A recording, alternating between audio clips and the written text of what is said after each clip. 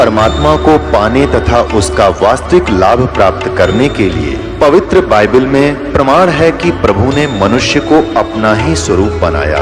6 दिन में सृष्टि रचकर 7वें दिन विश्राम किया।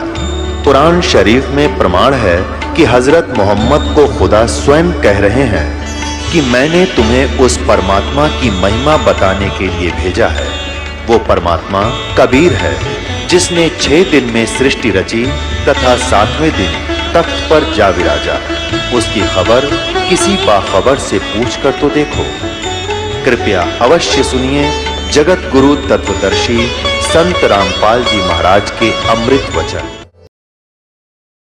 अध्याय नंबर 16 के श्लोक 23-24 में कहा कि अर्जुन, शास्त्र विधि को त्याग कर जो मनमाना आचरण करते हैं, यानी मनमानी पूजाएं करते हैं जो सदग्रंथों में वर्णित नहीं है, तो वो अपना जीवन नाश कर रहे हैं। उनको न तो कोई सुख प्राप्त हो, न उनकी सिद्धि हो, और न ही उनको कोई परम गति प्राप्त हो, अर्थात व्यर्थ। फिर 24वें श्लोक में कहा कि अर्जुन, इससे तेरे लिए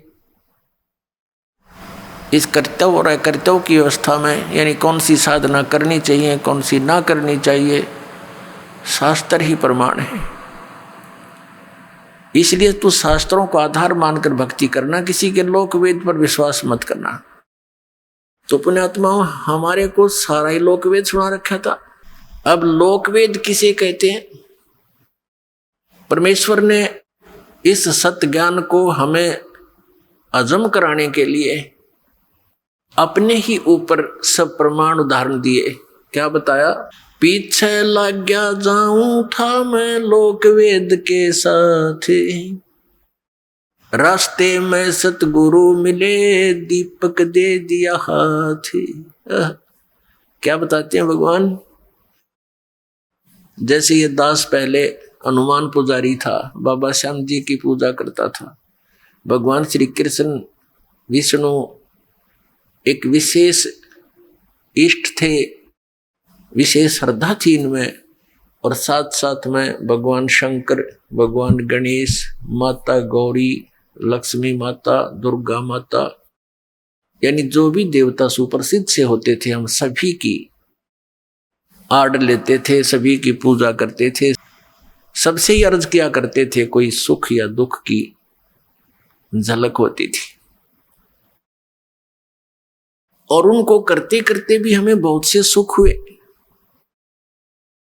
जैसे बच्चा पढ़ता है, शिक्षा में सफल हुआ, परीक्षा में सफल हुआ, तो अपने हनुमान जी की जय हो, बाबा श्याम जी की जय हो, भगवान कृष्ण ने बड़ी दया करी, ये तो संकट मोचन ही है हनुमान जी, तो भगवान कृष्ण जी ने ऐसे दया कर दी। तो बच्चों को, हम बच्चे थे जैसा भी, यही हमें बहुत था कि हमारे इन भगवानों ने हमें पास कर दिया, सफल किया।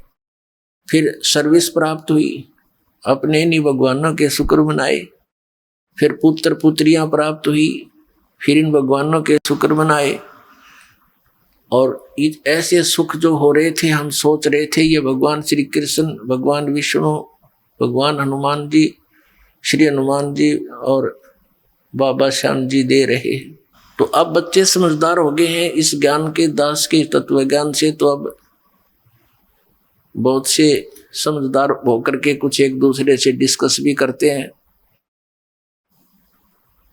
कहते हैं, एक समय एक आपस में 2 भक्त डिस्कस कर रहे थे कि भी किसकी पूजा करते हो।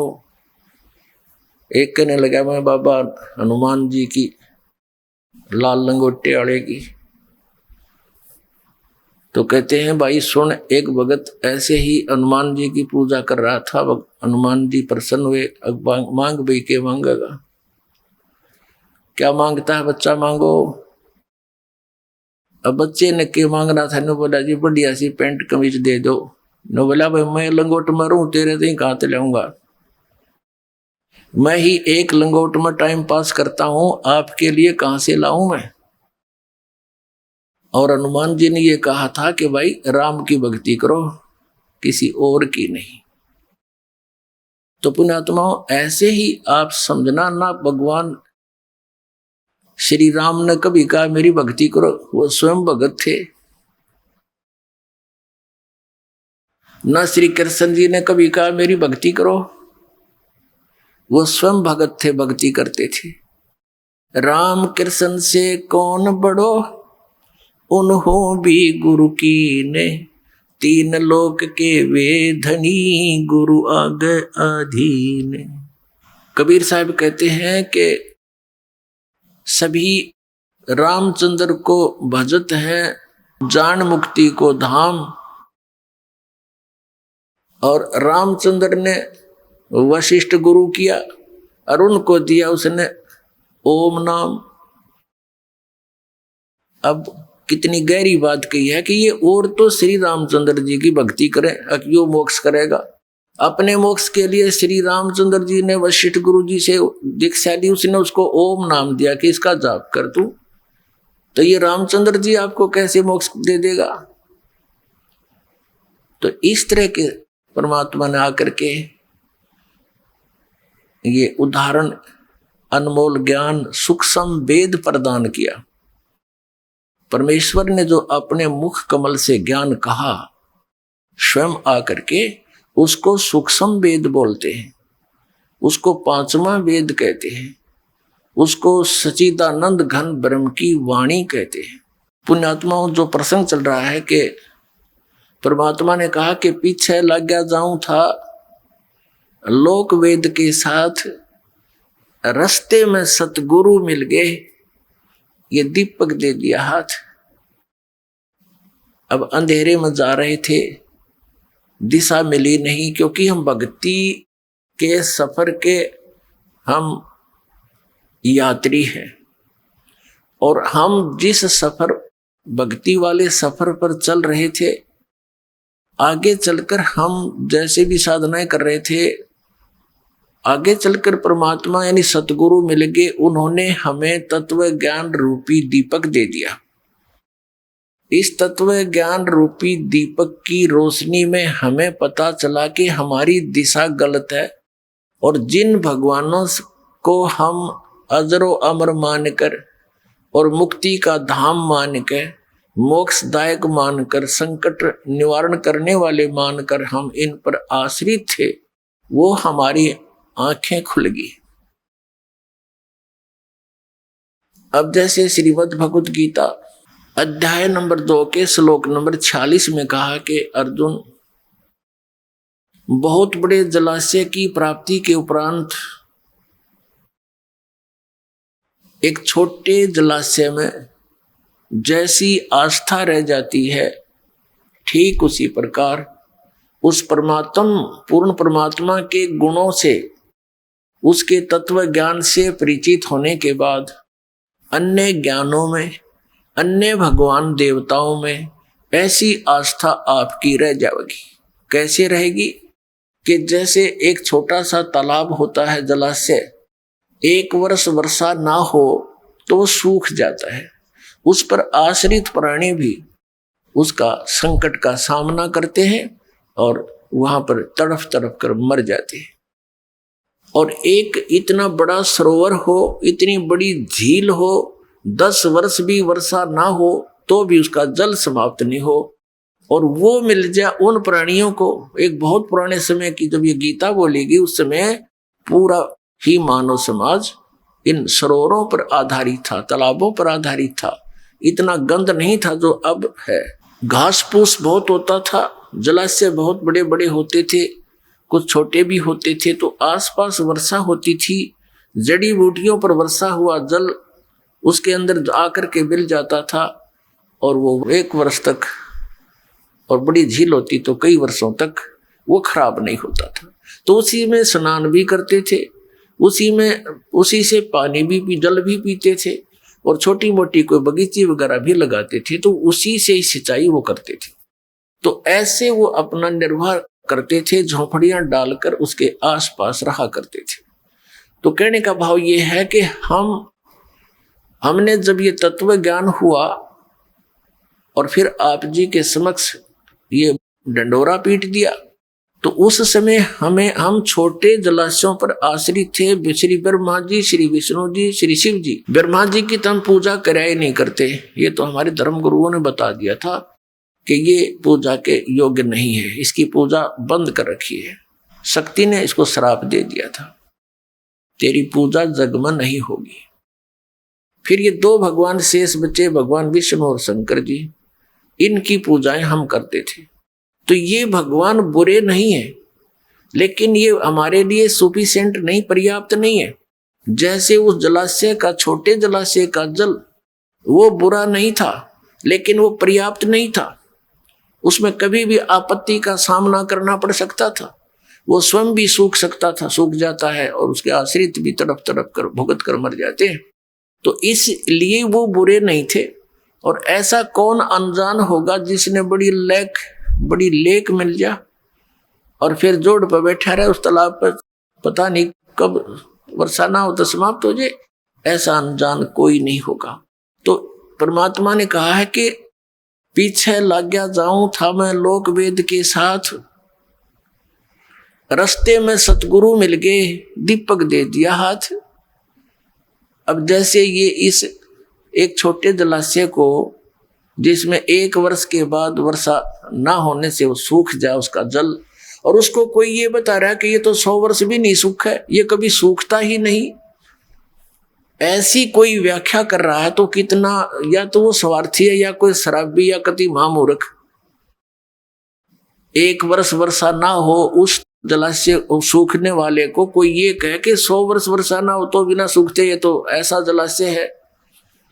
तो ये इस 3 टाइप का व्यक्ति हो सकता है, या तो कति अज्ञानी, या कहीं कोई भांग पी रहा है, या कोई बकवादी है, स्वार्थी है कि यहीं पड़े रहे, तेरी दुकान चलती रहे। तो पुण्यात्मा, हमारे धर्म गुरुओं ने हमारे साथ ऐसा कर रखा था, पवित्र हिंदू धर्म के इन आचार्यों और शंकराचार्यों और इन गुरुओं ने, ब्राह्मणों ने।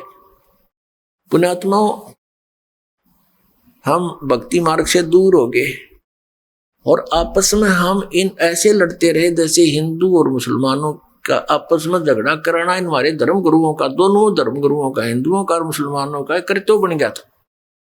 कोई जरा सी कोई बात कह दे सच्चाई तो उसको मार दो, काट दो, हमारे धर्म की बेइज्जती कर दी। ये शिक्षा दे रखी हमारे तो, आपस में कट मरना, लड़ मरना। पहले बात को सुने, समझे, तय तक जावे, जब फैसला ले। तो ऐसा हमारा इन्होंने अंडोला बना रखा था। तो अपने आत्मा थोड़ा समझना पड़ेगा, गहराई से सोचना पड़ेगा।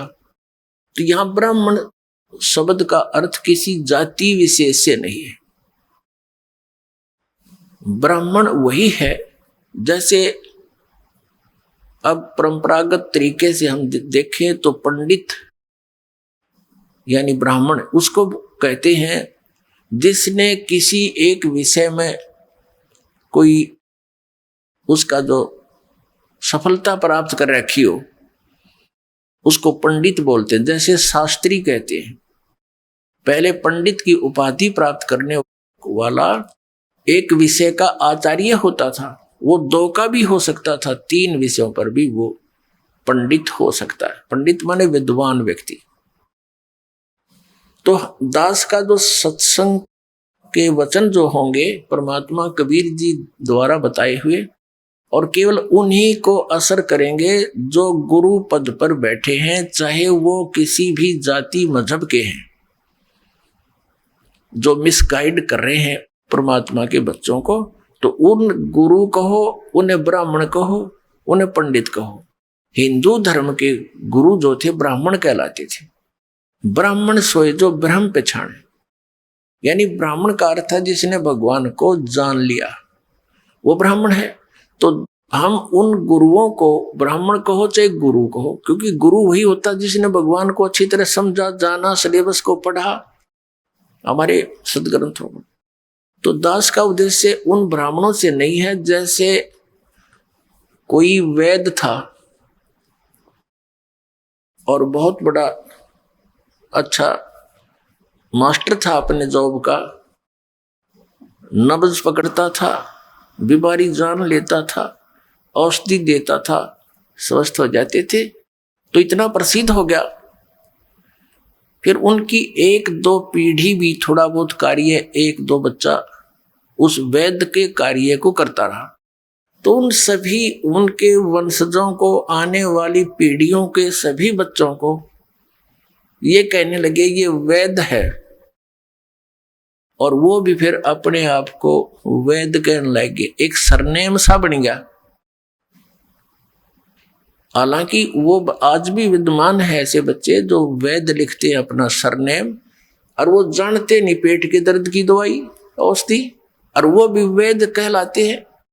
तो यदि कोई डॉक्टर वैद्य और वैद्य की दवाई के विषय में ही बोलता है कि उस वैद्य की औषधि ठीक नहीं है, वो हानिकारक है, तो वो उन वैद्यों पर असर नहीं हो रही जो केवल परंपरागत वैद्य कहलाते हैं। लेकिन जो औषधि दे रहा है और अब भी वैद्य का काम कर रहा है, उनसे संबंधित है ये बात। जैसे मेरे पूज्य गुरुदेव जी ये इस परंपरागत वैद्य की तरह ब्राह्मण जाति से थे, लेकिन वो कभी अपने आप को पंडित ब्राह्मण नहीं कहते थे। कहता मेरा जन्म ब्राह्मण वर्ण में है, लेकिन मैं पंडित नहीं, ब्राह्मण नहीं हूं। जैसे कोई वैद्य की दृष्टांत से आप अच्छी तरह समझ गए होंगे कि कोई व्यक्ति डॉक्टर की कोई औषधि नहीं जानता है और 2-4 गोली याद कर ली टेबलेट के नाम, तो वैद्य नहीं बन जाता वो। तो उसने कोई कहा वैद्य जी आप वैद्य हैं? हाँ जी। तो मुझे कुछ दवाई दे दो। वो कहेगा नहीं, मैं वो वैद्य को नहीं जैसा तू समझ रहा है। तो यही बात हमारे पूज्य गुरुदेव जी कहा करते थे कि मैं वो ब्राह्मण ना हूं जैसा तुम समझते हो, मैं संत हूं। और मेरे दादा गुरु जी थे, वो जाट जाति में जन्मे थे, गांव छावला, दिल्ली के अंदर नजफगढ़ के पास एक गांव है छावला, वहां के जाट थे।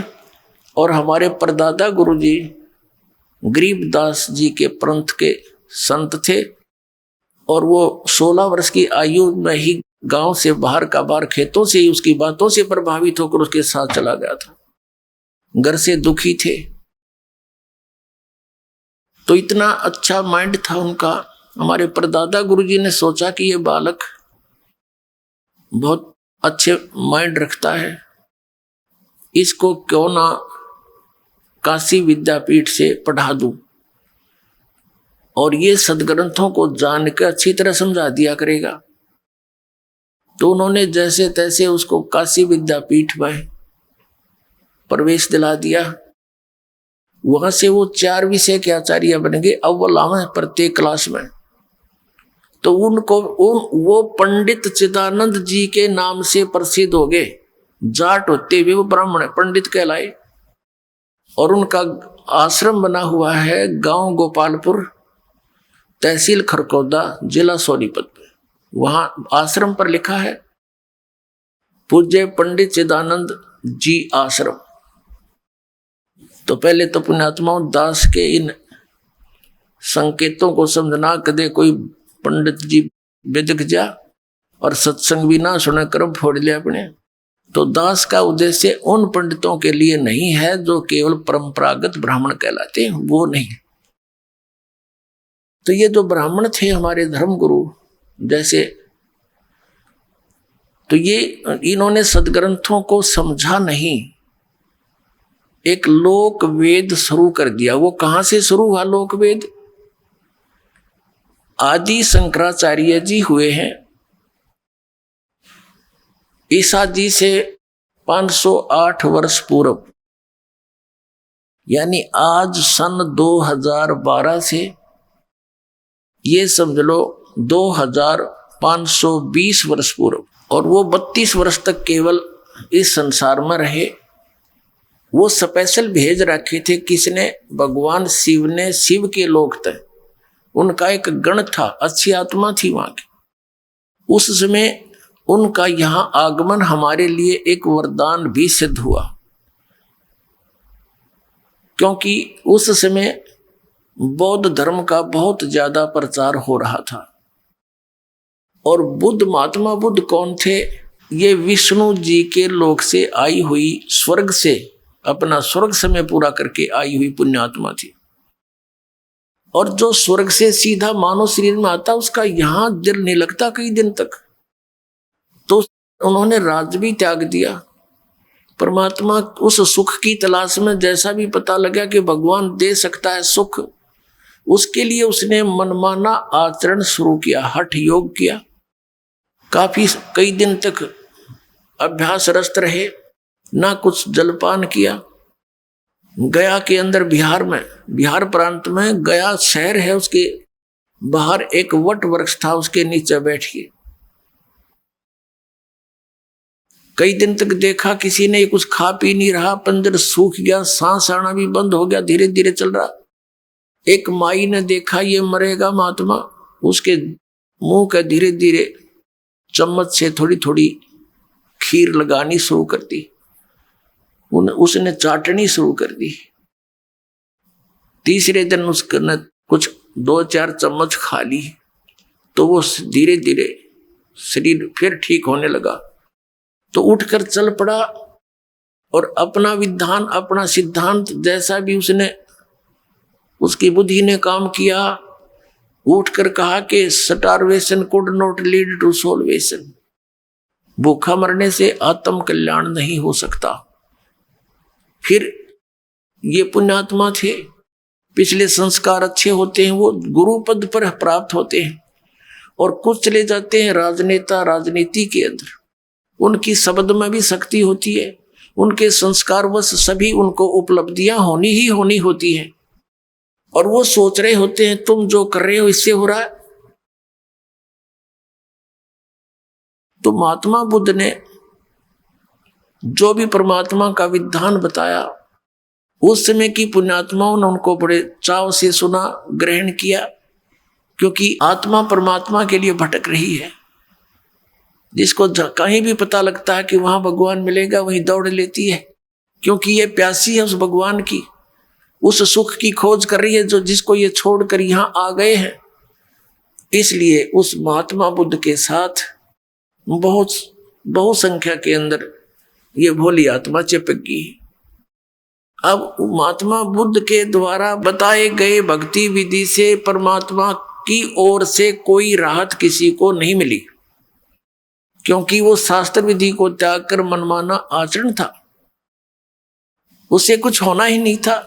और उससे पहले जिस समय महात्मा बुद्ध ने ये पंथ चलाया, अपना मार्ग चलाया, तो उस समय श्रद्धालु लोग, अच्छी आत्माएं, अच्छे पुण्यकर्मी प्राणी थे, उनको स्वाभाविक लाभ अपने पुण्यों से ही हो रहा होता, अपने प्रारब्ध से ही। आपको बता रहा था ये दास के हमें जो भी कोई सुख होता था, हम ये सोचा करते, जो ये साधना कर रहे, हरे राम हरे कृष्ण सीता राम राधे श्याम मिला दे, या श्याम जी के मंदिर में जाना, हनुमान जी के मंदिर जाना, शेरा वाली के वहां वैष्णो देवी जाना, हम सोचा करते इन साधनाओं से लाभ हो रहा है। अब पता चला ये तो कोई साधना ही नहीं थी, भक्ति है ही नहीं, ये तो यूजलेस है, ये तो मनमाना आचरण था हमारा। तो वो भोले श्रद्धालु पिछले पुण्यकर्मी प्राणी थे, सभी को जो उनके अनुयायी हुए उनको स्वयं स्वाभाविक संस्कार व सुख होता रहा, और वो सोचते रहे इन्हीं जो साधना इन्होंने बताई ये सही है। आने वाले समय में भक्तिहीन प्राणी आते रहे उनके घरों में, उन्हीं साधनाओं से उनकी दुर्गतियां शुरू हो गई, कोई अध्यात्म लाभ हुआ नहीं। तो सब ने ये मान लिया अब लास्ट में बौद्ध धर्म के अनुयायियों ने कि भगवान है नहीं, भगवान से कोई लाभ की इच्छा करना मूर्खता है, और वो कम्युनिस्ट मीन नास्तिक हो गए। पूरा चीन कम्युनिस्ट हो गया, जो पूरे विश्व की लगभग आधी नहीं तो उससे कुछ कम आबादी वाले मानव हैं। तो पुण्यात्मा उस समय इस बौद्ध धर्म का बहुत शीघ्रता से प्रसार हो रहा था, और उनके जो वो संत थे वो जगह जगह जाकर के धर्म परिवर्तन यानी अपना मार्ग प्रदर्शन कर रहे थे, भोली आत्मा ग्रहण कर रही थी। उस समय शंकराचार्य जी का जन्म यानी आना हमारे लिए वरदान सिद्ध हुआ, लेकिन बात वही रही, आसमान से गिरे और खजूर पर अटक गए। फिर भी वहीं के वहीं रहे, लेकिन इतना अवश्य किया उन्होंने। वैसे तो दास तो ये कहेगा कि परमात्मा की ही दया थी, वो तो काल ने श्रृंगार के भेजा था जी शंकराचार्य।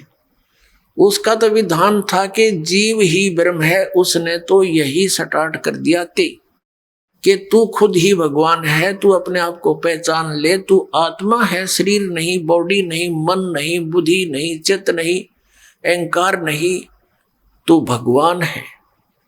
आत्मा को कोई दुख सुख होता ही नहीं, ये है उसका फाइनल विधान। बता, ये कोई बात हुई? ये भी नास्तिक बनाने का एक दूसरा जो ट्रेंड था उसका, काल भगवान का। फिर परमात्मा ने देखा, दया करी कि उसके इस विधान ने कोई स्वीकार करने को तैयार नहीं, कि क्या बक रहा है, ये क्या बोल रहा है, जीव ही भगवान है। फिर इसने मालिक ने दया करी इसके ऊपर कि भगवान शंकर की पूजा करो, भगवान विष्णु की पूजा करो, मंदिर बनवा दो, वो भगवान शिव की, भगवान विष्णु की, भगवान कृष्ण की, श्री राम की, ये पूजा शुरू करवा दी। जब जनता ना मानती दिखी तो, और इसको ज्ञान था नहीं, क्योंकि सतयुग के ब्राह्मणों ने ज्ञान नहीं था, इस कलयुग के ब्राह्मण आदि शंकराचार्य ने कहां से होगा। और दूसरी बात रही कि इनके भगवानों को ज्ञान नहीं था, जिनकी ये पूजा दृढ़ करके चले गए और कर रहे हैं अभी तक। किसको? श्री विष्णु जी को, श्री ब्रह्मा जी को, श्री शंकर जी को। हमारे सदग्रंथों का ज्ञान नहीं था। अपुण्य आत्माओं, ये एक बहुत बड़े आश्चर्य की बात है। और दास सरलता से कह देता है, क्योंकि मुझे पूर्ण विश्वास हो चुका है परमात्मा के ज्ञान का, अध्यात्म मार्ग का।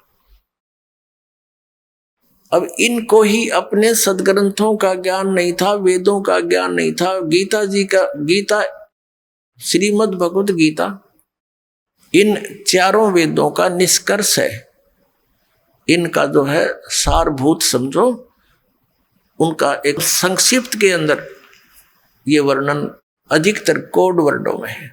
वेदों से तो परिचित हो ही नहीं, क्योंकि वो तो आपके पहुंच से ही बाहर हो गए। लेकिन श्रीमद् भगवत गीता भी परमात्मा ने दया करी, इस काल भगवान से बुलवा दी श्री कृष्ण में प्रवेश करके। न युद्ध के अंदर ज्ञान का के मेल, दोनों तरफ हथियार लिए खड़े, वहां ज्ञान बोला जा रहा है। ये परमात्मा ने दया बख्शी और इसका अपने रिमोट से इसको वहां सारा कुछ बुलवा दिया। और ये भी कहा दिया कि मैं तो काल हूं भाई, और मेरी शरण में रहना तो युद्ध तुझे करना ही पड़ेगा। और यदि तुझे परम शांति चाहिए तो उस परमेश्वर की शरण में जा जो परम शांतिदायक है। उसके विषय में स्वयं कह दिया कि मैं नहीं जानता, चौथे अध्याय के 34वें श्लोक में। उसको तो तू किसी तत्वदर्शी संतों के पास जाकर उस तत्व ज्ञान को समझ, जिस तत्व ज्ञान में उस परमेश्वर ने स्वयं आकर अपनी महिमा की जानकारी दे रखी है, वो सच्चिदानंद घन ब्रह्म की वाणी है, उसको समझ। तो पुण्यात्मा, इस आदि शंकराचार्य जी ने अपना तो सिद्धांत बता दिया कि अहम ब्रह्मास्मि, अयम आत्मा ब्रह्म, तत्वमसि, प्रज्ञानम ब्रह्म। इन्होंने 4 मठ स्थापित किए, 4 पीठ स्थापित की, पूर्व पश्चिम उत्तर दक्षिण में। इनके न्यारे न्यारे अपने पदाधिकारी शंकराचार्य बना दिए। उनको प्रत्येक को एक एक वेद कि तू सिर्फ इस वेद को पढ़ेगा, इसका प्रचार इस क्षेत्र में करेगा, और ये तेरा मंत्र है अयम आत्मा ब्रह्म। और दूसरे का महावाक्य बता दिया तत्वमसि, तत्त्वमसि। तत्व माने वो है परमात्मा, तू ही है, तो माने तू, असी माने है वो परमात्मा तू ही है। अहम ब्रह्मास्मि, मैं ही ब्रह्म हूं, मैं ही परमात्मा हूं। और अयम आत्मा ब्रह्म, ये आत्मा ही परमात्मा है। फिर भक्ति की क्या आवश्यकता रहेगी? और फिर ये कि भगवान विष्णु की पूजा करो, भगवान शिव की पूजा करो। फिर जब भगवान शिव और कृष्ण और रामचंद्र जी है तो जीव क्या रहा? फिर ये जीव आत्मा ब्रह्म कैसे होगी? तो इसको कहते हैं उआबाई। कबीर साहब ने, उस परमेश्वर ने सच्चिदानंद घन ब्रह्म की वाणी में 5वें वेद में कहा है कि माला पैर हुए हैं मुक्ता, सटदल उआबाई बकदा। ये पैर का कंठी माला, ला के माथे में बिंदी तिलक, और ऐसे दिखे जैसे बड़े पहुंचे हुए महापुरुष होंगे। परमात्मा कहते कंठी माला सुमरणी और पैरे से क्या हो, ऊपर डूंडा साध का अंतर रख्या खो। ऊपर तो महात्मा दिखा संस्कृत में बोला है, माला पैर रखी, टिक्की बिंदी ला रखी है, कहते मुंड मुंडा रखा ना गोट कति उस तरह फिरवा रखा। कहते ऊपर डूंडा साध का, ऊपर तो लोग दिखा ऐसा दिखा महात्मा ही पड़ा है, अंतर रख्या खो, अंदर खक भी ज्ञान नहीं तेरे पास, तो आप भी डूबर, अनुयायियों ने भी डुबोएगा। तो पुण्यात्माओं, हम खजूर पर अटके हुए थे और कबीर परमेश्वर पूर्ण परमात्मा हमारे पिता ने 600 वर्ष पहले हमें उस खजूर से उतारने की चेष्टा की थी कि नीचे आ जाओ, लेकिन हम नीचे ना आकर के गालियां देने लगे उसको, क्योंकि हमने वो खजूर ही पृथ्वी मान रखी थी। घने दिन तो वहीं लटक रहे थे बहुत वर्षों से। तो पुण्यात्माओं, अब परमात्मा ने हमारी आंखें बनाई ज्ञान वाली, तत्व अध्यात्म ज्ञान का हमारा मोतियाबिंद हो गया था। उस मोतियाबिंद के ऑपरेशन करने के लिए पहले तो आपको शिक्षा दी, फिर इस दास को ये दीक्षा दी और ये ज्ञान दिया कि अब ये दास सर्जन बना दिया आप सभी का अध्यात्म अज्ञान का, वो मोतियाबिंद का ऑपरेशन कर देगा और आपने साफ दिखाई देगा। आप सफल होगे, ज्ञान को समझेंगे।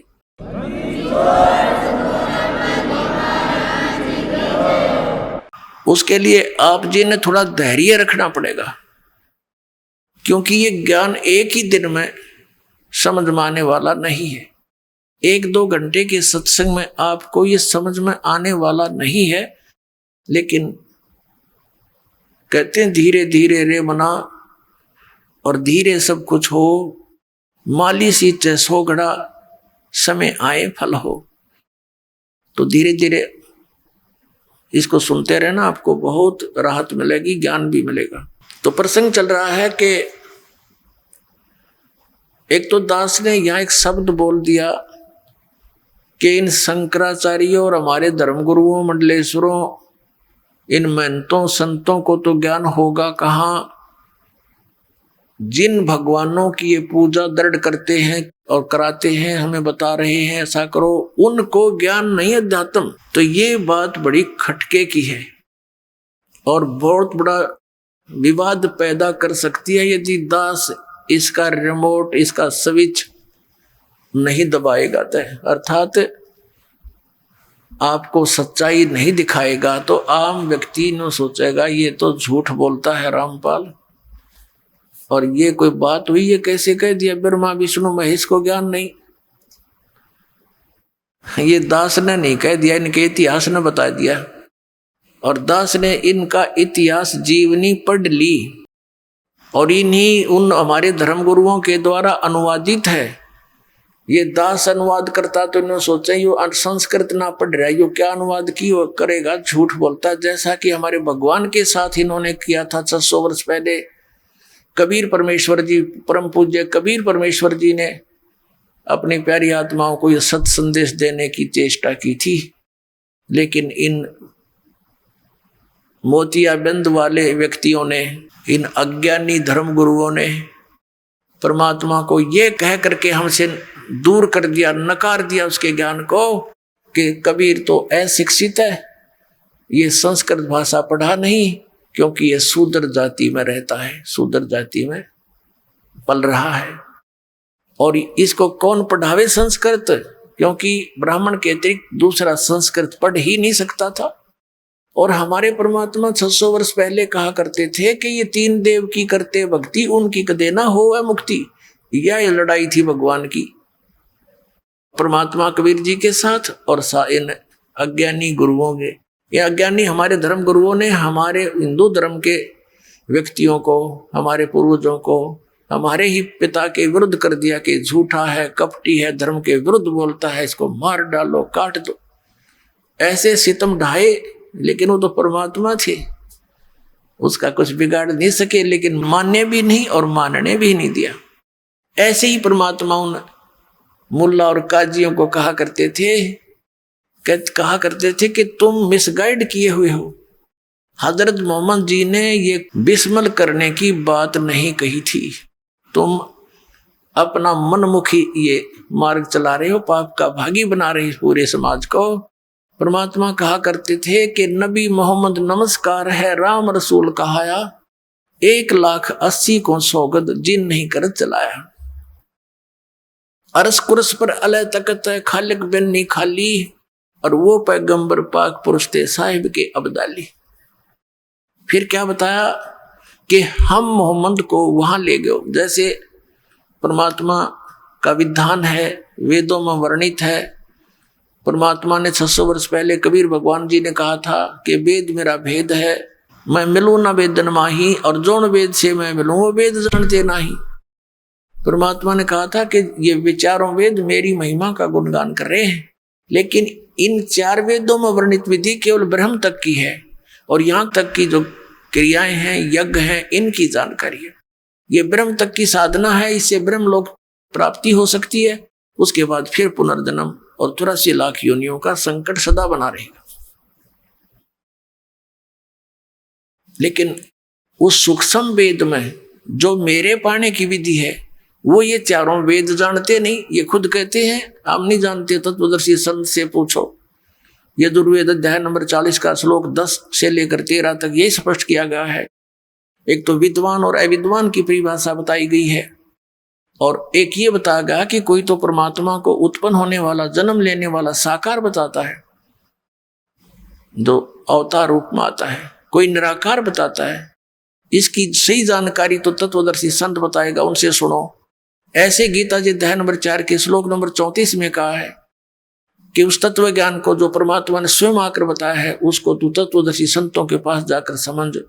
उनको डंडोत प्रणाम करने से वो परमात्म तत्व को जानने वाले ज्ञानी महात्मा यानी तत्वदर्शी संत तुझे उस परमात्म तत्व का ज्ञान कराएंगे, परमात्मा का ज्ञान कराएंगे। तो इससे सिद्ध हो गया कि गीता ज्ञान दाता भी इनकम्प्लीट स्पिरिचुअल नॉलेज रखता है, अधूरा धार्मिक ज्ञान है, वो कंप्लीट नहीं है। वेद भी उन्हीं का, वेदों का सारांश ही श्रीमद् भगवत गीता है। तो इसे तो वो भी नहीं समझ सके। तो परमात्मा कहते हैं कि हम मोहम्मद को वहां ले गए, जैसे गुणों में लिखा भगवान क्या में कि वो अच्छी आत्माओं को मिलता है, उनको ज्ञान सुनाता है और अपना परिचय देता है, उसको सत भक्ति से परिचित कराता है। तो इसी अपने गुण आधार से, अपने गुण के आधार से हजरत मोहम्मद जी को परमात्मा मिले थे, लेकिन उस समय तक उनकी बहुत प्रभुता हो गई थी, बहुत से अनुयायी हो गए थे, विरोधियों पर भी उनकी सफलता हो गई थी। तो परमात्मा उनको मिले और दिखाया कि आप साधना इस काल भगवान तक की कर रहे हो। कहते हम मोहम्मद को वहां ले गए ऊपर, और इच्छा रूपी वहां नहीं रहे हो, वहां इसकी आस्था बनी नहीं, क्योंकि नीचे बहुत ज्यादा अनुयायी हो गए थे, सब सलाम करणीय सेवक गणे हो गए थे। तो कहने का भाव है कि इच्छा रूपी वहां नहीं रहे हो, उल्ट मोहम्मद मैल पठाया, इस शरीर में भेज दी उसकी आत्मा। उल्ट मोहम्मद मैल पठाया, गुज बीरज एक कलमा लाया। कहते हैं एक गुज यानी गुप्त, गुज बीरज एक कलमा लाया, रोजा बंग नमाज देरे, बिस्मल की नहीं बात कही रे। कि उन्होंने ये 3 बातें बताई थी, रोजा यानी व्रत रखो, और बंग यानी ऊपर मस्जिद के अंदर चढ़ करके आवाज लगाना, और रोजा नेम बंग नमाज दे रे, बिस्मल की नहीं बात कही रे। अब कहते नेम, कहते ये 5 वक्त की जो नमाज करते हैं, कहते ये 3 बताई थी उनको, ये बिस्मल नहीं करने को कहा था। 4 यार मतलब बिस्मल की थी, और गऊ पकड़ कर बिस्मल की थी। ये तो तुम्हारी अपना मशोरा है, आपकी बनाई हुई एक अपना लोक वेद है। ये हजरत मोहम्मद जी ने ऐसा नहीं कहा। उसके विषय में कहा कि अर्श कुर्स पर अल्लाह तकत है, खालिक बन्नी खाली, और वो पैगंबर पाक पुरुष थे साहिब के अब्दाली। नबी मोहम्मद नमस्कार है, उतारणीय महापुरुष थे। और राम रसूल कहा, वो तो भगवान का एक संदेश वाहक था। और 1,80,000 उनके अनुयायी थे हजरत मोहम्मद के। वो मुसलमान थे। मुसलमान वही है जो बुराई ना करे, किसी की आत्मा नहीं दुखावे, जीव हिंसा नहीं करता। तो धार्मिक व्यक्ति तो उसी को कह सकते हैं। काटे शीश नहीं दिल करना, बकरे काटे, गऊ काटे, झोटे काट कर बलि चढ़ावे, वो भक्त है। धिक्कार है ऐसी भक्ति को। तो क्या कहा करते, ऐसे ही हिंदुओं में देख लो आप, कामाख्या माई के माता के बड़ा झोटे चढ़ रहे, बकरे चढ़ रहे, वह बकरे खाओ, वह मूर्ति अकल मारी जा रही, बताई हमारी। तो परमात्मा यही कहा करते थे, उनको कहा करते थे कि तुमने ये अपना लोग भी बना लिया। आइए अब हम उन श्रद्धालुओं के अनुभव जानते हैं जो जगत गुरु तत्वदर्शी संत रामपाल जी महाराज जी से दीक्षा प्राप्त कर चुके हैं तथा उनके द्वारा बताए गए भक्ति मार्ग पर चल रहे हैं। जी नमस्कार। नमस्कार सर। क्या नाम है आपका? मेरा नाम सुभाष है जी। सर कहाँ से आए हैं आप? जिला यमुनानगर, हरियाणा का निवासी हूँ जी। सतगुरु रामपाल जी महाराज से नाम दीक्षा लेने से पहले आप क्या भक्ति साधनाएं करते थे? इससे पहले तो जी हम जैसे आम तौर पे हर समाज में, जैसे हम हिंदू समाज से हैं, हिंदू समाज में होने के नाते हम शिव जी महाराज की, ब्रह्मा विष्णु महेश की, इनकी सेवा करते थे। शिव जी महाराज की भी इतनी सेवा करते थे, बहुत ज़्यादा सेवा करते। जैसे जल चढ़ाना, 12 ज्योतिर्लिंगों की यात्रा करी, गौमुख से जल लेकर आया करते, नीलकंठ चढ़ाया करते। और उसके बाद हर साल एक जगह जो एक ज्योतिर्लिंग पर जाया करते।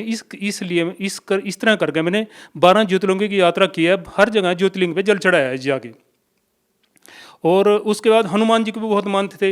ब्याह से पहले तो जी हम लंगोट ही बांध कर रखे करते। उसके बाद जी हम लंगोट भी उसके बाद ही छोड़ा। और हनुमान जी हमारे पास जगाधरी के पास ही डाका मंदिर है, पंचमुखी भी कहते हैं उसको, वहाँ पर जाया करते जी हम। और कई बार तो मैं रात को 11 बजे भी जाया जी, वहाँ मत्था टेकिया। हनुमान जी के बहुत ज़्यादा कट्टर पुजारी थे और इनकी भक्ति करते। सवेरे 4 बजे उठकर खेड़े पर जाया करते जी, और शिव जी बाबा जाया करते, उनको जल चढ़ाया करते। और इतनी ज़्यादा भक्ति करते, जैसे अगर हमारे घर के अंदर किसी की डेथ होगी ना, डेथ होने के बाद भी हम मतलब घर शिव जी महाराज को जल चढ़ाएगा, वहाँ जोत लगाएगा, फिर संस्कार करे करते। शिव जी महाराज जी के और हनुमान जी के इतने कट्टर पुजारी रहते। हर मंगलवार उनकी प्रसाद चढ़ाना।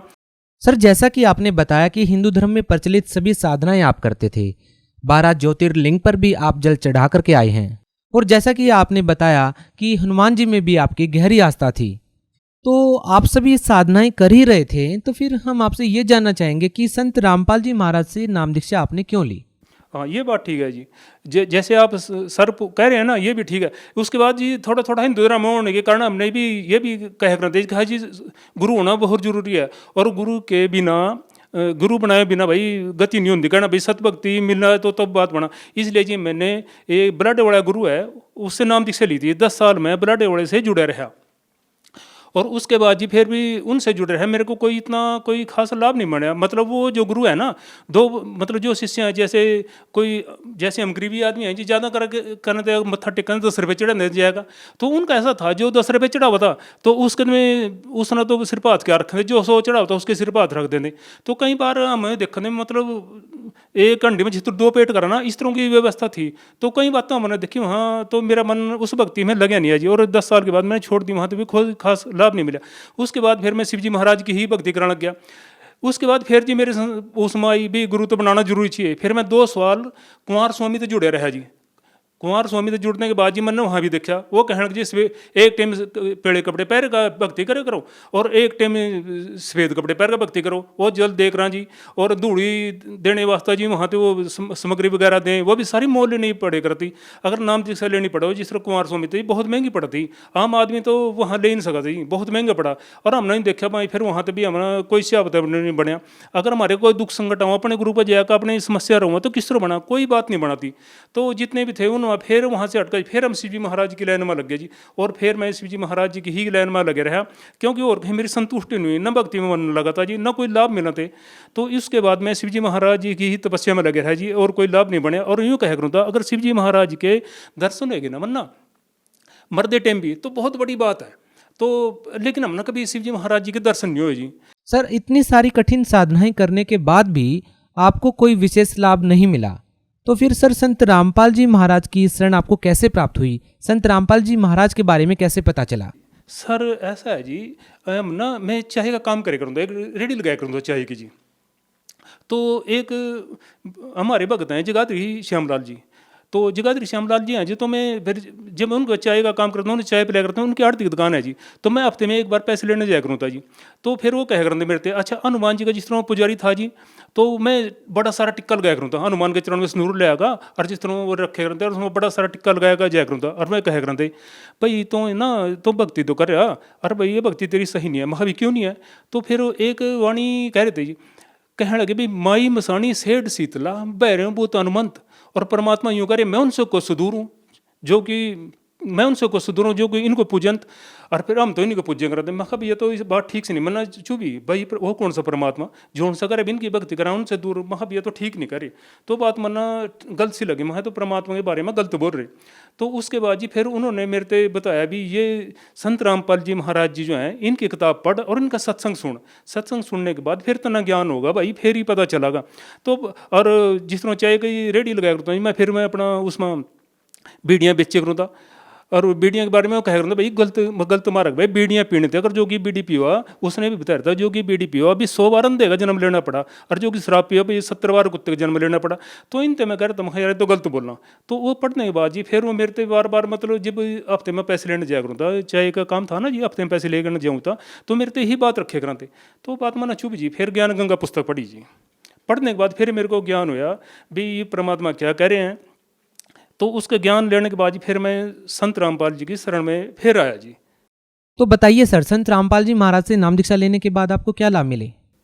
संत रामपाल जी से नाम लेने के बाद जी एक तो ये लाभ हुआ, सबसे पहले तो ये लाभ है जी मैं परमात्मा के बारे में, सच्चे परमात्मा के बारे में जानकारी मिली भी सच्चा परमात्मा कौन है। सारे जिस तरह हम तेन कह करते भी यू शिव जी परमात्मा है, भी खेड़े न मान लेते खेड़ा परमात्मा है, और भाई ब्रह्मा विष्णु महेश इन्हें परमात्मा मान ले, गणेश ना परमात्मा, देवी दुर्गा ना मतलब इन्हें भगवान मान ले करते जी। लेकिन उसके बाद फिर सच्चे ज्ञान का पता चला जी, जब ये बताया जब पता लगे भाई परमात्मा कौन है, उसके बाद फिर जानकारी हुई। और लाभ तो एक तो ये है जी भी परमात्मा का सच्चा मार्ग मिल गया। दूसरा जी मैं सट्टे लेकर होता बहुत ज़्यादा, यानी कि जिस तरह चाय का काम भी था, रोटी के भी काम था जी, रोटी की रेडी लगाया करते हम, तो जितने पैसे कमाया करूँ सट्टे में सारे पैसे लगा दे करूँ जी। और सट्टे में तो एक बार तो ऐसे हुआ जी मरना 3 दिन के अंदर 3.5 लाख रुपये सट्टे को लगा दिया। थोड़े थोड़े पैसे जमा करे थे मकान बनाने थे, और वो 3.5 लाख रुपये मैंने सट्टे में लगा दिया जी। मैं तो ऐसा था और ऐसा आ गया था भी पटड़ी पे आ गया था, भी घर भी गिरवी हो लिया था एक किस्म से, मतलब इतनी दलदल में आ गया था जी मैं तो। लेकिन परमात्मा की शरण में आने के बाद परमात्मा ही है जी जो इस दलदल दे काटने। एक तो सट्टा लगाने थे जी, मैंने दोबारा मुड़ कर नहीं देखा अब सट्टे उड़ी, परमात्मा ने इस दलदल दे काटे लिकड़ दे दिया जी। संत रामपाल जी महाराज अन्य और के में तो जिस तरह हम कुमार स्वामी तो जुड़े थे या बलाडे वाले जुड़े थे तब भी सट्टा लगाया करते जी, कोई डर नहीं था कोई भय नहीं था। और लेकिन परमात्मा ने आया कैसा ज्ञान दिया जी, न तो संत रामपाल जी महाराज, संत रामपाल जी महाराज की शरण में आया जी, न तो सट्टा लगाया दोबारा, और कभी कभार बीड़ी पी ले करते न कभी बीड़ी पी, और न शराब भी कभी कभार पी ले न शराब पी मुड़गा। तो संत रामपाल जी के मार्ग में आएगा तो जी सच्चा मार्ग मिल गया हमना। और ऐसा जी न तो ऐसा ज्ञान पृथ्वी पर कोई किसी ने दिया, और न ऐसा कोई और भगवान है जी, हम तो संत रामपाल जी हमारे वास्ते तो भगवान जी लाभ इतने दिए। सर, संत रामपाल जी महाराज से नाम दीक्षा लेने के बाद आपको और क्या लाभ मिले? संत रामपाल जी महाराज जी से नाम दीक्षा लेने के बाद एक तो ऐसा लाभ हुआ है भक्त जी जो मेरे लिए अजीब गरीब सा था। वो ऐसे था कि जब मैंने सट्टे बहुत लगाया करूँ था जी, और 3.5 लाख रुपए का सट्टा मैंने 3 दिन के अंदर लगा दिया था, और उसके बाद तो मेरी स्थिति ऐसी हुई कि जैसे मरना पड़ेगा जी, और स्थिति हो भी गई थी ऐसी। अच्छा उस टाइम मैंने 4 अप्रैल 2018 को नाम दीक्षा ली थी। अच्छा उसी दरम्यान ना नहीं तो बच्चों के एडमिशन होने थे, और जब सट्टा लगा दिया पैसा एक भी नहीं रहा, और पैसे और मैंने फालतू लगा दिए जिससे वो सट्टे उड़ गए, मैंने देने भी हैं। तब मैं सोच रहा अभी नाम बच्चियों के जो दाखिला कराना था अभी कहाँ से लूँ कैसे लूँ। तो संत रामपाल जी ने ऐसी कृपा करी, मैं मन ही मन कह रहा गुरु जी से नाम लेने के बाद ना लाभ मिला। मैं सोचूं भी यूँ भी मेरी समस्या कैसे हल होगी। तो ऐसा है जी एक बंदा आया और मेरे पास बोल रहा भाई मैंने तेरे 3500 रुपये देने थे। मैंने कहा महा भाई ना 3500 रुपये देने तेरी तो दे दिए थे। और वो कह रहा ना तेरे 3500 रुपये देने थे। मैंने अपने 3500 रुपये ले ले भाई। मैं सोचा यार बस फिर मैं चुप चुप ही कर गया। मैंने कहा 3500 आने दे, बच्चों का एडमिशन तो हो जाएंगे। तो जी मैंने उससे 3500 रुपये ले लिए। और फिर वो कहने लगे, ओ भाई और इतना जितनी भी जरूरत हो ना वो भी इतना मिल जाएंगे, 2 4 5 5,000 जितने की इतना जरूरत हो उतने इतना मिल जाएंगे। मैंने कहा भाई मेरा जो बच्चों का एडमिशन जो है इतने में हो जाएगा, मेरा काम हो जाएगा, मैंने नहीं और लेने भाई। तो जी उसके बाद मैं सोचा अभी गुरु जी ने भाई एट ए टाइम भी इतना संत रामपाल जी ने मेरा इतना साथ दिया। कहना डूबते दिन का सारा मैं तो 1 रुपये से तरस गया था जी। और वो बच्चों का एडमिशन हो जी, फिर वो 35 रुपये वो देगा मेरे ते। और मैं कहने लगे परमात्मा ने एक ही लाभ दिया जी मेरे ते। अच्छा एक और लाभ है जी जो गुरु जी ने दिया संत रामपाल जी ने। मैंने और मेरी लड़की और एक लड़के ने जी नाम दीक्षा ली थी। बड़ा लड़का है उसने नाम दीक्षा ली, और मेरी जो भक्तमती है घरवाली है जी उसने भी नाम दीक्षा नहीं ली थी। तो हम कहें जाते से नाम दीक्षा ले ले, वो बोले अभी मैं नहीं अभी लेती हूँ, जब मेरा मन करेगा मैं तब ले लूँगी। कोई बात नहीं भाई, जब तेरा मन करेगा उस टाइम ले लिए। तो ऐसा है सर, कोरोना से पहली बात है, कोरोना के दरमियान की बात। तो जो हमारी घरवाली है उसना ना बीपी की वजह से, मतलब ऐसा है बीपी की वजह से उसका ना दिखना बंद हो गया, मतलब उसकी आँख की नस फट गई। तो उसना जब दिखना बंद हो गया तो कहीं 2-3 दिन के बाद ना ऐसा ना महसूस दिया, एक आँख से दिखना बहुत कम हो गया। तो जी हम डॉक्टर गोयल के पास ले गए जी, जगाधरी यहीं है अपनी। तो उस टाइम डॉक्टर तो देखन थे कोरोना के अंदर सभी दूर रहते जी। तो डॉक्टर दूर से चेक कराया और उसने देखा दूर थी, कहने लगे भाई दवाई लिख दी, कोई बात नहीं ठीक हो जाएगी।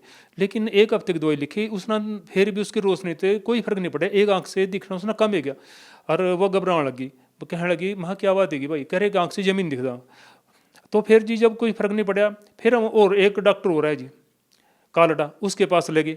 उसने जी फिर उसका आँख का टेस्ट कराया, उसका एक्सरे कराया। एक्सरे करने के बाद वो कहने लगा भाई इसकी तो बीपी की वजह से इसकी आँख की नस फट गई पिछली। और उस टाइम जिस टाइम इसकी नस फटी 2-3 दिन के अंदर मेरे पास आ जाते तो इसमें टिक्का लगता। 2-3 दिन मतलब 2-3 टिक्के लगते उसमें। 3 टिक्के लगने के बाद उसमें रोशनी का चांस आने का चांस था। अरे तो ना भाई 15-20 दिन तो ज़्यादा हो गए, अब तो कोई चांस नहीं भाई, ताउम्र या तो भाई एक आँख तो इसकी खत्म है लियो मान लो, या नहीं ठीक हो सकती।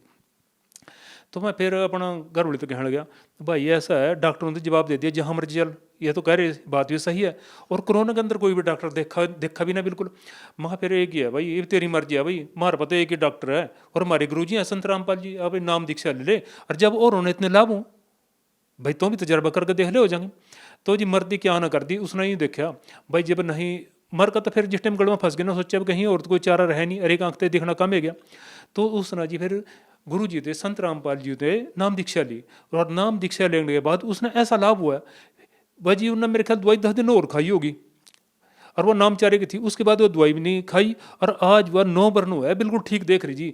ये हमारे गुरु संत रामपाल जी के चमत्कार हैं जी, इस तरह का चमत्कार कहाँ मिला। और एक और चमत्कार है, इस चमत्कार तो वैसे गुरु जी का रोज करें और हम तो नहीं है जी, जो परमात्मा बंदी छोड़ है जी, बस इतने लाभ दे रहे जी, बहुत लाभ दे रहे, पल पल लाभ दे जी। और सबसे बड़ी बात तो है जी दल तेल काट दिया ना, सट्टे दे बचा दिया जी, बीड़ी सिगरेट कभी कदार पी ले करते उससे बचा दिया, शराब 1-2 मतलब 2-4 बार जितनी भी पी उस दल ते बचा दिया, उस मनी दोबारा जी मुंह मुड़कन गया। मतलब 4 अप्रैल और 2018 के बाद तो जी हम ना बीड़ी सिगरेट का कोई मुंह नहीं लगाया बिल्कुल भी, और ना सट्टे उड़ी मुंह कराया बिल्कुल जी। परमात्मा ने इधर दल तय काट दे जी हम तो। सर जैसा कि आपने बताया कि आप 12 ज्योतिर्लिंगों पर जल चढ़ा करके आए हैं, आप कुमार स्वामी जी से भी जुड़े हुए थे और ऐसे ही एक अन्य संत बलाड़ा जी से भी आप जुड़े रहे हैं। तो उसके बाद आपने संत रामपाल जी महाराज को अपना गुरु बनाया। तो आपने इन सभी संतों में क्या भिन्नता पाई है और संत रामपाल जी महाराज इन संतों से कैसे अलग हैं? इनमें तो इस तरह है जी, इस तरह अलग पावा। अब जैसे पहले मैं बलाडे वाले से नाम ले रहा था, जब उन पर जया करते जी, तो उन पर जो ले रहे थे वो तो बस वही बात थी जी। जिस तरह हमने वहाँ मत्था टेक गया जी, 10 रुपये चढ़ा दिए तो उसके सिर पर तो हाथ ही रखन थे, जो कि 100 रुपये देता उसके सिर पर हाथ रख देते। एक तो हमने यूँ देखा, मैं कहा यहाँ तो भाई मतलब भेदभाव हुआ है। और जो कुमार स्वामी जी मतो जी ऐसा है, एक तो उनकी भक्ति ऐसी में किताबें जो किताब दें 10 रुपये की तो पुस्तक ही दें जी वह। अच्छा दूसरा वहाँ जो भक्ति के वास्ते जी मैंने कहा जी सवेर के टाइम तो सफ़ेद कपड़े पहनो, उसमें बैठ कर भक्ति करो, और शाम के टाइम पीले कपड़े पहनो, उसमें बैठ कर भक्ति करो। और एक धूड़ी दें जी, धूड़ी दें में लैका और उपड़े भी मतलब गोहे करछे जिन्ना कह दें वो भी दें, वह सारा मोल मिला जी। मैं कहा इसमें दूड़ी दो, शान से बेर दूड़ी दो अपने घर के अंदर, जो ओपरी बाधाएं हैं ना वे दूर हो जाएंगी। लेकिन हमारे यहाँ संत रामपाल जी की जो शरण माया, यहाँ तो अरिश्म तो जमीन आसमान के अंदर यहाँ कोई ऐसी वो नहीं देंगे जी, दूड़ी वगैरह देने के वास्ते दें या कोई और ऐसी चीज़ दें, ऐसा तो देंगे नहीं। यहाँ तो यह देखा मतलब जमीन आसमान का अंतर है जी, इस वहाँ मेरे यहाँ में। और वहाँ तो जो यहाँ तो अमृत जल दें और वहाँ क्या करा जी, बोतलें लेनी पड़ा पानी की। और जब कुमार स्वामी जी अपना मंगल प्रवचन करा और मैं सभी बोतलें लेकर बैठ जाऊँ, और मैं कहा जी, कहा ले जी वो ये सत्संग हो गया वहाँ के, और जो यूँ जल दे दिया यूँ पढ़ा गया, अभी इसना अपना घर में बैठ कर चाहे छिड़क भी ले करो और पी भी ले करो, ये सारा काम करेगा। वहाँ तो यूँ कहा जी। लेकिन यहाँ तो यहाँ जो दें, यहाँ तो अमृत जल दें जी। यहाँ संत रामपाल जी की जो संत रामपाल जी के यहाँ दरबार मेरे नाम, यहाँ संत रामपाल जी के दरबार मेरे, तो यहाँ जी अमृत जल दें, प्रसाद दें, अरे कोई मोल नहीं है जी, यहाँ तो वो दें और यहाँ लाभ मिला बहुत ज़्यादा उससे जी। तो ये उस इसमें बड़े अंतर है जी। सर, अक्सर कई बार सुनने को मिलता है कि संत रामपाल जी महाराज देवी देवताओं की भक्ति छुड़वाते हैं, ये कहाँ तक सत्य है और इस बारे में आप क्या कहना चाहेंगे? जी देखो, कहने वाले तो कुछ भी कह जाओ, लेकिन यहाँ का पता चला जी हमने भी संत रामपाल जी देवी देवताओं की भक्ति छटवन देनी है, भक्ति करवावा भी किस तरह करनी चाहिए, भी उनके बारे में उनके मूल मंत्र बतावा भी ये मंत्र जो है काम करेंगे और उसके वाक्य में काम करा, और इसका तजर्बा मन्ना कद मिला जी। जैसे शिव जी महाराज जी की बहुत तपस्या करे करूँ तो मैं, मतलब जल चढ़ाना और उनकी मतलब अगर घर में मेरी डेथ होगी ना, कई बार हुई, तो मैंने शिव जी महाराज जी पर जोत लगाया कर जल चढ़ाने के बाद फिर संस्कार कराया, और कभी भी उनके दर्शन नहीं हुए। और संत रामपाल जी की शरण में आने के बाद जब संत रामपाल जी से नाम दीक्षा ली मन्ना, और उसके तीसरे दिन की बात है जी, मैं बैठा था छत पर ज्ञान गंगा पुस्तक पढ़ रहा था। तो उस टाइम क्या करा जी, खेड़े बाबा जगाधरी वो आया जी, और भोलेनाथ दोनों आएगा खड़े गए मेरे पास और कह रहे, और मैं कह रहा, कहने लगे भाई सुभाष मखान जी, कहने लगे अब तो हमारे बनी आंदा भाई, क्या बात महा जी, अब तो बंदी छोड़ सतगुरु रामपाल जी की शरण में गया मैं, ये भी नहीं आंदा थारे वहाँ। कहने लगे भाई क्यों भाई, कह रहे प्रसाद तो ले ले। महाना जी मैं प्रसाद भी संत रामपाल जी महाराज जी का लूँगा, ये सारे प्रसाद नहीं लेता हूँ मैं। भाजी अब 1-2 सेकंड की बात होगी, इतने पलक जा बन के देर थे जी, और मैं बैठा था पुस्तक और मैं मेरे सामने आ गया, यह बात कह रहे थे। और जिस टाइम मना पूरा होया ना टैट सारो देखा वो आड़माड़ से गए, मैं कहने लगे यू क्या भाई, हमने तो 20 साल गए गोड्डे के सह लिए, कहना पैर भी सह लिए, गोड्डे को सह लिए, माथा भी रगड़ लिया, कभी शिव जी महाराज के दर्शन नहीं हुए। और संत रामपाल जी महाराज की शरण में आने के बाद ये का दर्शन दे रहे, देखो जी। तो ये मैं इस बात नहीं कह रहा जी, जो संत रामपाल जी नाम दीक्षा दे रहे हैं, जो देव देवताओं की भक्ति कर रहे नहीं है, तो सामने आएगा प्रकट हो जा, और प्रकट होए जिस तरह शिव जी महाराज जी प्रकट हो रहा है, दर्शन दिया उन्हें दिखे, तो ये प्रमाणित है जी। जो संत रामपाल जी ज्ञान दे रहे वो शास्त्रों के अनुसार दे रहे, प्रमाणित दे रहे। देवी देवताओं के तो मतलब जो नाम दे रहे उससे देवी देवताओं ने तो काम करना पड़ेगा ही पड़ेगा, और वो काम कर भी रहे हैं जी। ऐसे नाम दे रहे जो शास्त्रों के अनुसार हैं संत रामपाल जी महाराज। सर, आप भक्त समाज को क्या संदेश देना चाहेंगे? संत जो समाज है, समाज ना तो संदेश तो हमारे सतगुरु रामपाल ही दे सका, हम तो दे नहीं सकते, हम तो सिर्फ आ जोड़ का विनती कर सका भाई, संत रामपाल जी महाराज की शरण में आओ और पहले ज्ञान समझो, ज्ञान गंगा पुस्तक वह पढ़ो, और संत रामपाल जी के और भी अनेकों चैनलों पर संत रामपाल जी महाराज जी के सत्संग चलने में सत्संग सुनो। सत्संग सुनने के बाद और उन पर एक पेड़ी पट्टी भी चला भाई, जो पेड़ी पट्टी चला ना उसमें संत रामपाल जी महाराज के नंबर लिखे हैं, उन नंबरों पर आप कांटेक्ट कर सका, और उन कांटेक्ट करने के बाद आप भी उनसे जैसे भी कहेंगे नज़दीक आपके जो भी नामदान सेंटर होगा वहाँ से आप नाम दीक्षा ले सका जी। नाम दीक्षा लेकर आप अपना कल्याण करवा सका। सर बहुत बहुत धन्यवाद। सत साहेब।